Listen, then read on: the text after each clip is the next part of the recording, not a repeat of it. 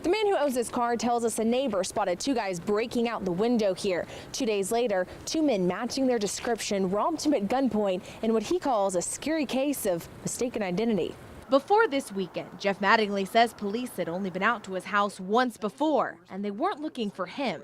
In April, we had a detective come by asking for a man named Justin, and we didn't think anything of it at the time. Sunday, someone else came to his house looking for Justin. Two men armed with guns. The only thing that I was really thinking at the time was, this is going to be it. The older gentleman had made it clear that he didn't want anybody left in the house alive. It happened just before 3 a.m. I had heard something in the living room, and I opened my door and I saw two men kneeling in front of my television set. Both men ran away, but before Jeff could even dial 911, they were back, this time with their guns drawn. Keep your head down, don't move, lay down on the floor, and they kept the gun to my face and the knife to my throat to make sure that I didn't move. Jeff says the whole time they kept asking where Justin was and where's the safe.